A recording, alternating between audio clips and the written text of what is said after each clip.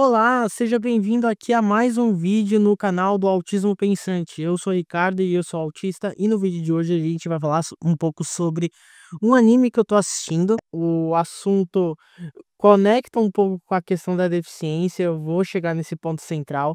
E também é um anime que é bem polêmico, principalmente mais bem no início. Muitos canais de anime, inclusive, comentaram, vive comentando sobre essa parte, mas eu vou chegar lá, que é Mushoku Tensei. Eu vou falar um pouco sobre esse anime, né? Primeiro eu vou falar um pouco da sinopse, né? Bem o comecinho, dá uma raspada na história só, porque realmente tem muita coisa, não vai dar pra falar disso num vídeo, de maneira aprofundada. Pra em seguida eu falar um pouco sobre a história de uma das personagens e como isso se conecta com a questão da deficiência. Então, caso você chegue aqui, né, de repente não saiba que canal é esse, prazer, Ricardo, satisfação. Aqui é um canal que fala sobre deficiência a partir de uma linha interseccional, muito misturada com a pauta materialista histórico-dialética. E tenho duas especializações, uma em mídias e redes sociais e a outra em direitos humanos na América Latina. Essa, inclusive, é mais recente.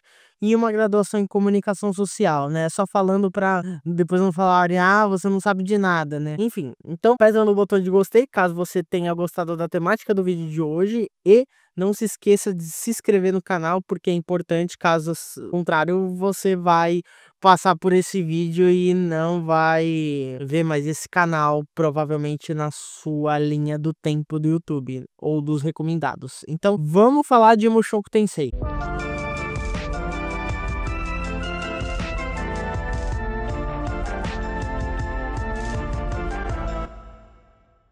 Mushoku Tensei é uma obra que se iniciou na Light Novel, tem um anime e também tem um mangá, apesar que no mangá tá mais atrasado. Então, para saberem da história, ou assistam o anime ou vai no material original, que é a Light Novel. Então, essa história gira em torno de Rudeus Greyet.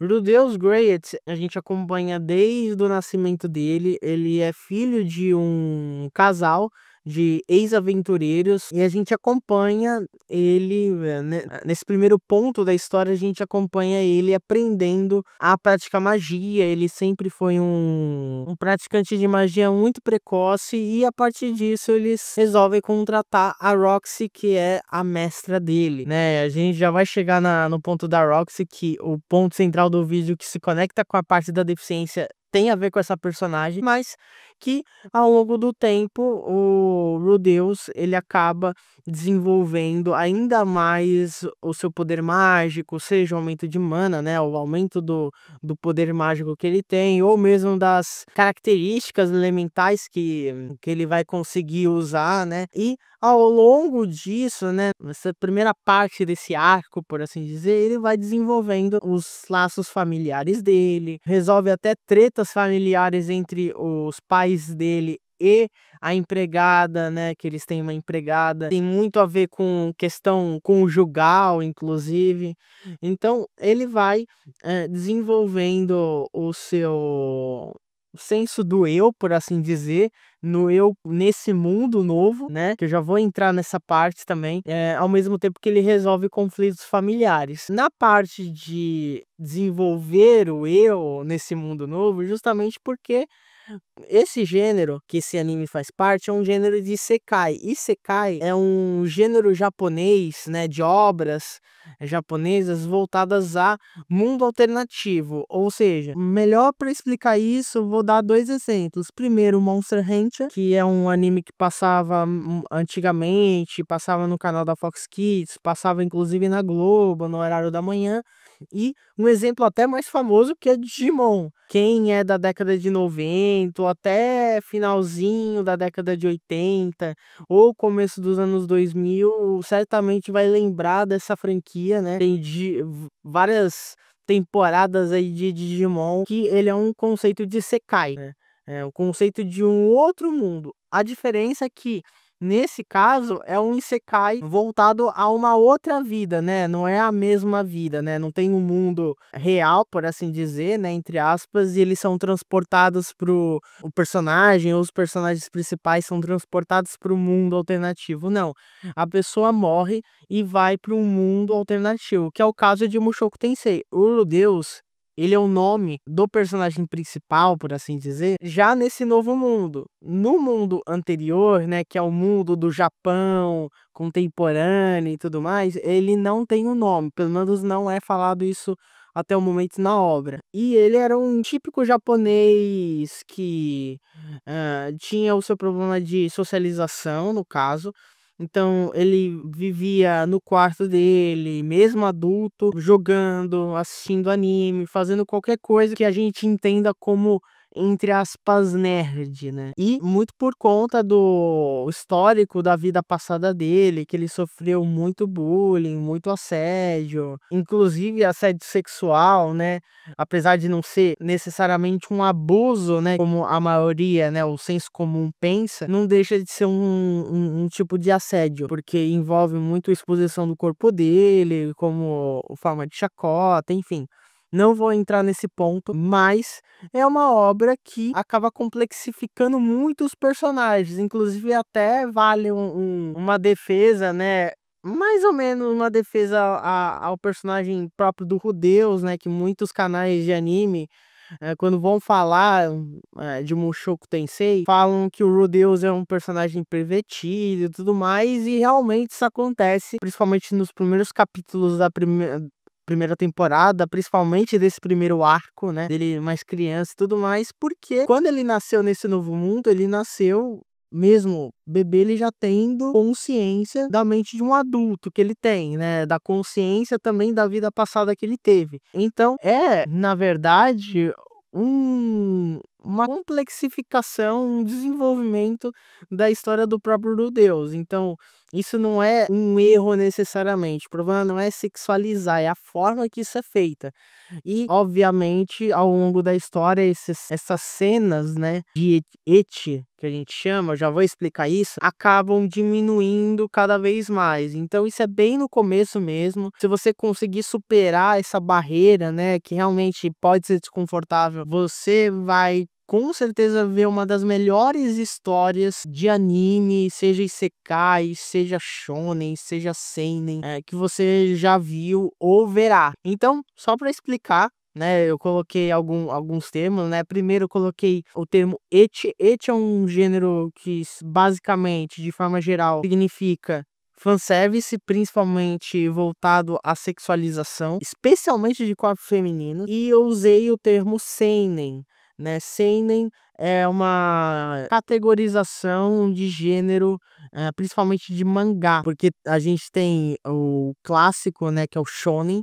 Shonen, quando a gente pensa em shonen, é para o público mais jovem, principalmente homem mais jovem, né, na idade infantil, começo da adolescência, né, na primeira metade da adolescência, que são animes como Hunter x Hunter, né, apesar de que acaba querendo não ser uma ruptura com esse estilo, né, mas, os mais clássicos, né, Dragon Ball, One Piece, Naruto, o próprio Digimon que eu citei agora há pouco, então esses são estilos shonen, né, que são histórias que podem ter uma certa complexidade, mas não trazem tantos temas adultos assim. Já o estilo seinen, que é, por exemplo, o caso de Tokyo Ghoul, o caso de Shingeki no Kyojin, são histórias focadas para o público mais velho, então adolescente, final da adolescência, né, 17, 18 anos até a fase adulta. Então são histórias focadas mais em lidar com a questão, por mais que de repente usem de analogia, usem de outros artifícios, acabem falando, querendo ou não, de vida adulta, né, de complexidades, de aprofundamento de histórias. Então sempre vão focar, né, de forma geral, em aspectos mais emocionais. Então, no caso de Mushoku Tensei, ele é de um gênero que, além de ser um gênero isekai, ou seja, um mundo alternativo, ele também é um gênero de seinen, que é um gênero mais etário, por assim dizer. Então essa é o background, né, é é o plot, é a história bem do iniciozinho de Mushoku Tensei. Se você quiser que eu explique um pouco mais da história e de repente fale de outros aspectos que eu vou falar especificamente no vídeo de hoje, me fale que eu faço outros vídeos de Mushoku Tensei, porque o Mushoku Tensei tem muito a ver também com outras identidades marginalizadas, mas dê tempo ao seu tempo, caso você queira, comente aqui embaixo. No caso da história, a família do Rudeus contrata a Roxy. A Roxy é uma mestra na arte, por assim dizer, da magia, e ele, o Rudeus, é ensinado, né, vira uma espécie de pupilo dela.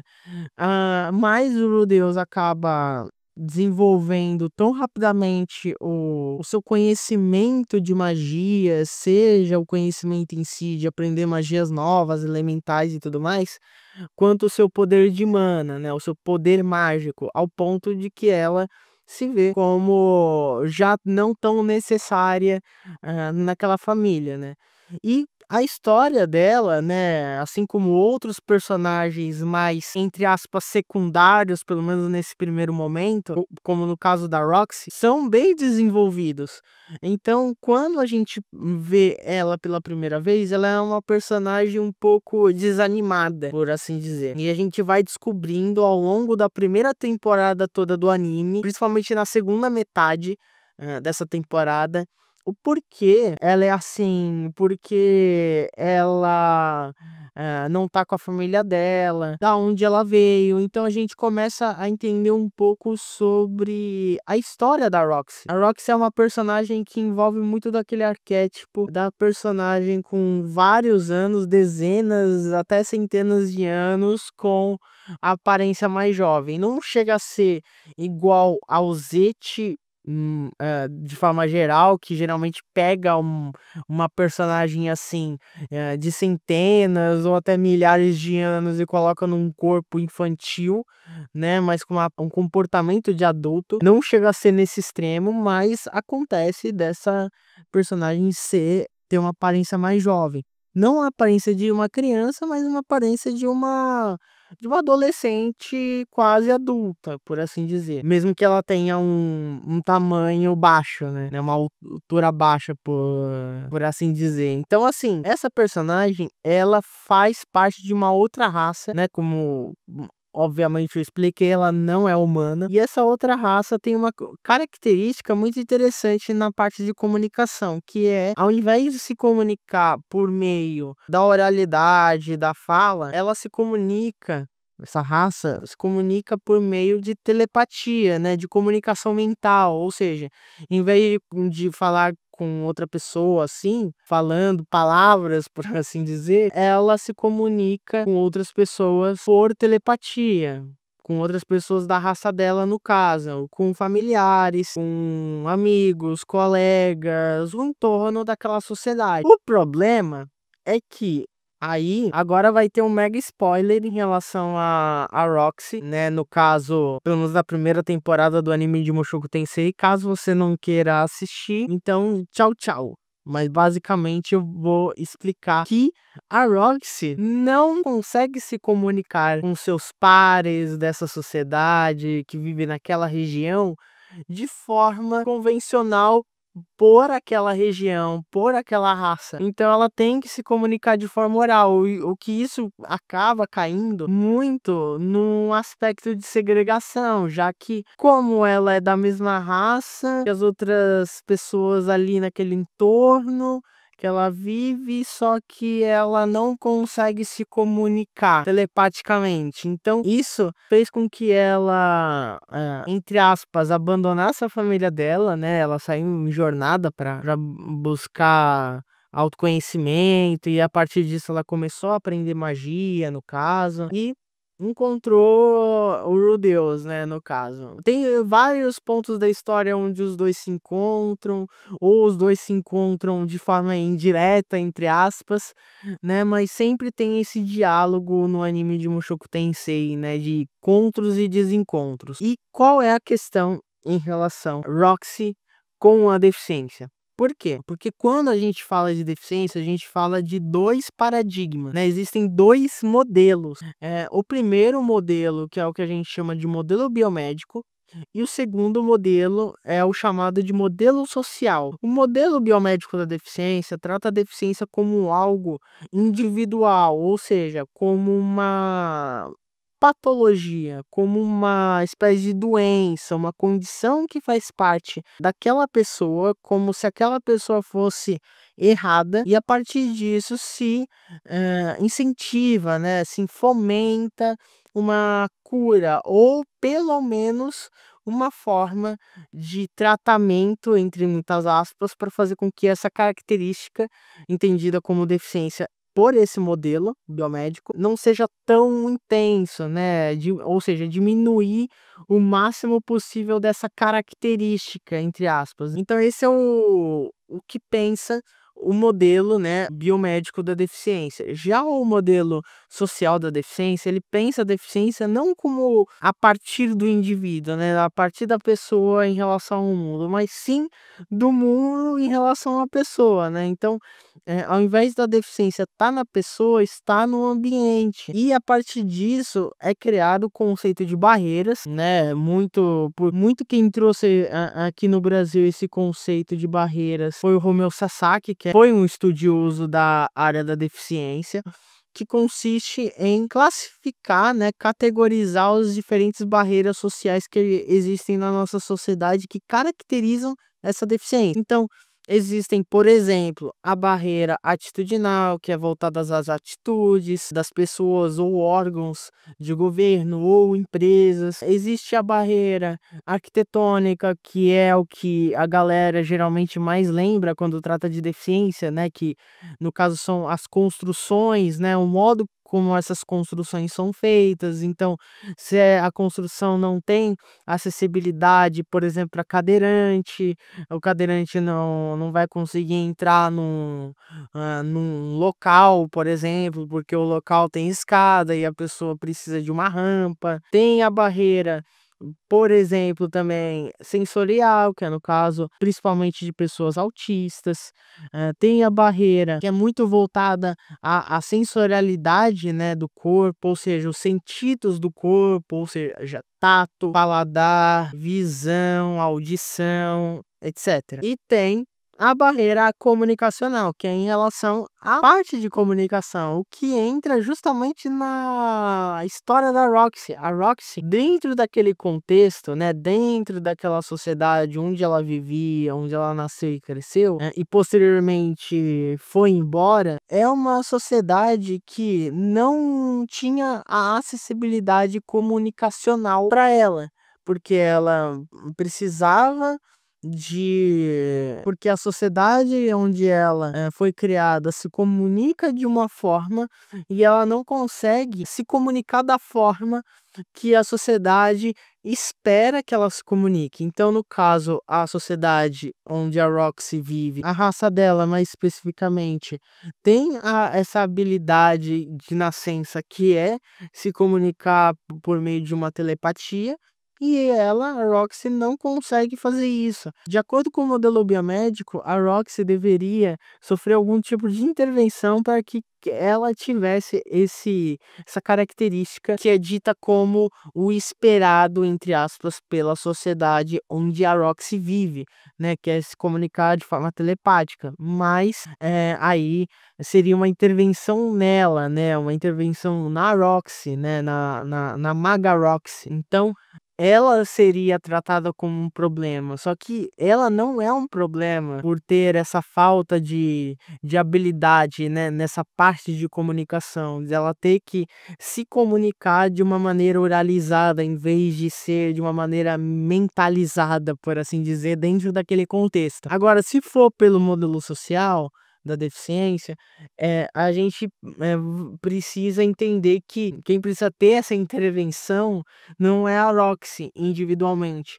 é a sociedade onde a Roxy vive. Então, no caso, a Roxy é minoritária, mas isso não deixaria de tornar importante que tenha acessibilidade para ela dentro daquele contexto. Então, ao invés da Roxy precisar se comunicar de maneira telepática com os outros pares, né, os seus pares de raça, a própria família dela, os seus colegas que vivem na cidade natal dela, a sociedade precisaria, né, de acordo com o modelo social da deficiência, para se comunicar com a Roxy, se comunicar de maneira oralizada. Na história, pelo menos na primeira temporada, não é falado se os personagens, né, pelo menos não é falado explicitamente, se as pessoas que vivem naquele contexto têm a habilidade de se comunicar por via oral, ou seja, por fala, mas os pais da Roxy conseguem. Então deveria,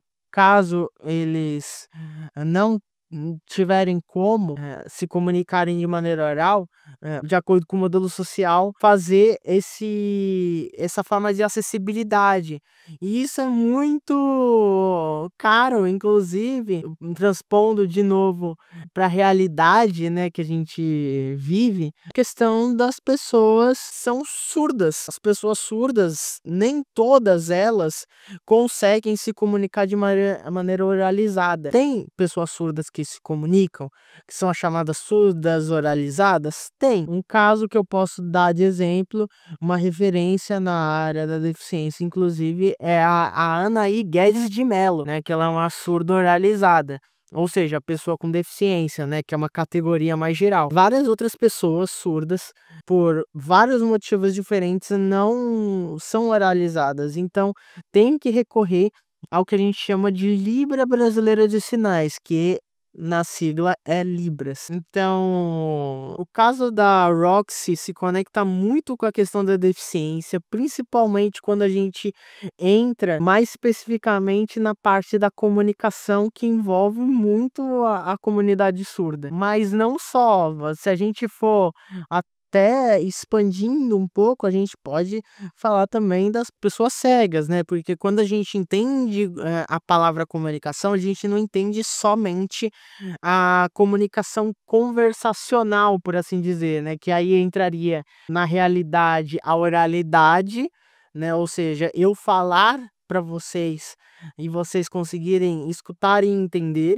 mas no mundo, né, de Mushoku Tensei, mais especificamente na terra natal da Roxy, onde a comunicação é conversacional, por assim dizer, mas de maneira mentalizada. Então, assim, no caso, entraria também a comunicação por via de texto, o que entra também na comunidade de pessoas cegas. Pessoas cegas não leem, não conseguem ler no sentido de enxergar, né? Porque boa parte dessa comunidade é cega, né? Tem as suas classificações, subclassificações, como pessoas cegas totais ou monoculares, ou que tem a partir de tantos por cento de dificuldade de enxergar, por exemplo.